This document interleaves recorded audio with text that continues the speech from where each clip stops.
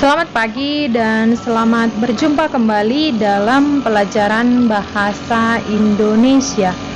Topik pembelajaran kita kali ini, kita akan memasuki topik baru, yaitu pengembangan isi teks eksposisi. Nah, jadi cara pengembangan teks eksposisi ini dibagi menjadi 6 pola pengembangan, yaitu yang pertama pola definisi luas, yang kedua pola proses, yang ketiga pola ilustrasi, yang keempat pola pertentangan, yang kelima pola perbandingan, dan yang terakhir adalah pola klasifikasi.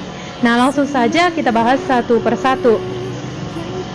Nah, yang pertama, pola definisi luas ialah merupakan kata-kata yang digunakan dalam mengembangkan paragraf dengan cara definisi.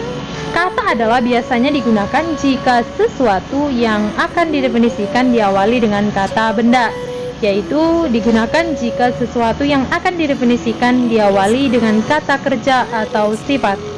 Jika akan menjelaskan sinonim suatu hal, kata ialah yang digunakan, dan jika akan mendefinisikan pengertian rupa atau wujud, kata merupakan yang dipakai. Nah, contohnya. Nah, perhatikan contoh. Apakah psikologi itu? R.S. Woodward berpendapat psikologi adalah ilmu jiwa, sedangkan menurut Crow psikologi adalah kejiwaan manusia dalam berinteraksi dengan dunia sekitarnya. Sementara itu, Santian mengemukakan bahwa psikologi merupakan perwujudan tingkah laku manusia. Nah, itu adalah satu contoh dari pola definisi luas. Nah, yang intinya bahwa pada pola yang pertama ini, teks eksposisi itu harus lebih banyak mengandung pengertian. Jadi sudah ada di sini yang dibuat sebagai ciri-ciri dari pola definisi itu. Nah, kemudian yang kedua adalah pola proses. Nah, proses merupakan urutan dari suatu tindakan untuk menciptakan sesuatu atau urutan dari suatu peristiwa. Contoh, daun pohon anggur dapat digunakan sebagai bahan pembersih wajah. Caranya, ambillah daun anggur secukupnya, lalu tumbuk sampai halus. Masaklah hasil petumbukan itu dengan air secukupnya dan tunggu sampai mendidih. Setelah itu ramuan kita dinginkan, kemudian kita gunakan untuk membersihkan wajah.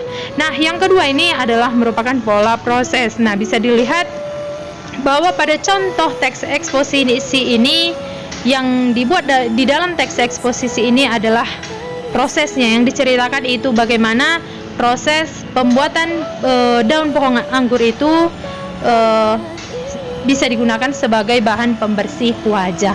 Jadi yang diceritakan itu adalah prosesnya. Kemudian yang ketiga, pola ilustrasi. Nah, ilustrasi itu merupakan gambaran. Sebuah gagasan yang terlalu umum memerlukan ilustrasi konkret. Konkret maksudnya di situ adalah nyata. Dalam karangan eksposisi, ilustrasi tersebut tidak berfungsi untuk membuktikan suatu pendapat. Ilustrasi tersebut dipakai sekedar untuk menjelaskan maksud penulis. Dalam hal ini, pengamatan pribadi merupakan bahan ilustrasi yang paling efektif dalam menjelaskan gagasan-gagasan umum tersebut. Nah, yang dimasukkan dalam pola ilustrasi ini untuk menjelaskan, bisa dikatakan ini untuk menjelaskan gagasan-gagasan umum tadi, dibuatlah ilustrasi ataupun gambaran-gambaran. Nah, contohnya bisa langsung kamu baca pada video ini merupakan contoh pola ilustrasi. Nah, kemudian yang keempat, pola pertentangan. Nah, pengembangan paragraf dalam cara pertentangan biasanya menggunakan ungkapan-ungkapan seperti berbeda dengan, bertentangan dengan, sedangkan, lain hal, dengan, akan tetapi, dan bertolak belakang dari. Itu adalah yang digunakan kata-kata dalam pola pertentangan. Kemudian yang kelima, pola perbandingan. Nah, pola perbandingan, pengembangan paragraf dengan cara perbandingan biasanya menggunakan ungkapan seperti serupa dengan, seperti halnya, demikian juga, sama dengan, sejalan dengan, kan, tetapi, sedangkan, dan sementara itu. Nah, kata-kata inilah yang digunakan dalam pola pengembangan kalau dia itu pola perbandingan dalam teks eksposisi. Kemudian yang terakhir itu pola klasifikasi. Klasifikasi itu merupakan pengelompokan. Nah, cara klasifikasi adalah pengembangan paragraf melalui pengelompokan berdasarkan ciri-ciri tertentu. Kata-kata atau ungkapan yang lazim digunakan yaitu dibagi menjadi, digolongkan menjadi, terbagi menjadi, dan mengklasifikasikan. Nah, yang intinya bahwa pada pola klasifikasi ini dalam teks eksposisi itu bisa kita lihat pengelompokan. Nah, contohnya bisa langsung kamu baca pada slide video ini. Di sini sudah dibuat bagaimana contoh pola klasifikasi. Nah, jadi kalau ditanya ada berapakah pola pengembangan dari teks eksposisi itu, jawabannya ada 6 pola pengembangan dalam teks eksposisi.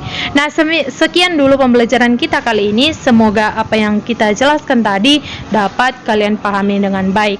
Dan jika masih ada kurang kalian pahami, bisa langsung kalian tanyakan melalui WA pribadi Ibu. Tugas-tugas yang telah saya berikan itu jangan lupa selalu kalian kerjakan, karena itu akan mendukung nanti nilai kalian dalam rapor pembagian semester. Nah, sekian, selamat pagi.